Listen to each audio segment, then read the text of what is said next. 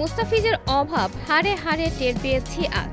মুস্তাফিজ আজ থাকলে ম্যাচটা আমরাই জিততাম। ও দেশের হয়ে আজ যে পারফরমেন্সটা করেছে সেটা চেন্নাইয়ের জন্য করলে আজ আমরা ম্যাচ জিতে কোয়ালিফাই করে যেতাম। এবার ম্যাচ হেরে মুস্তাফিজকে নিয়ে মুখ খুললেন ধোনি। এবারের আইপিএলে দারুণ বোলিং করেছিলেন মুস্তাফিজ। ৯ ম্যাচে ১৪ উইকেট নিয়ে আলোচনার কেন্দ্রবিন্দুতে ছিলেন ফিজ। মুস্তাফিজ থাকাকালীন বেশিরভাগ ম্যাচই জয়লাভ করেছিল চেন্নাই। দারুণ বোলিং করে মুস্তাফিজ হয়েছিলেন দলের মূল বোলার। তবে জাতীয় দলের হয়ে ম্যাচ খেলতে ইতিমধ্যেই দেশে ফিরেছে মুস্তাফিজ। আজ দেশে ফিরে দারুণ বোলিং করে জিম্বাবুয়েকে হারিয়েছে এবং ম্যাচ সেরা হয়েছে মুস্তাফিজ।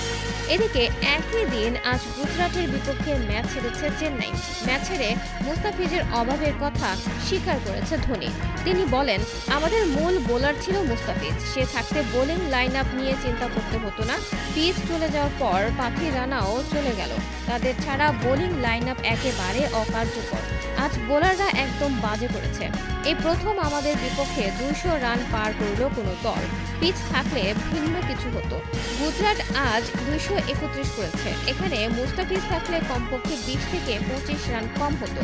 মুস্তাফিজের অভাব হাড়ে হাড়ে আমরা টের পেয়েছি। ও দেশের হয়ে আজ ম্যাচ সেরা হয়েছে। এই পারফরমেন্সটা আজ আমাদের দলের পক্ষে করতে পারলে আমরাই ম্যাচটি জিততাম। এভাবেই ফিজকে নিয়ে কথা বলছিলেন ধোনি।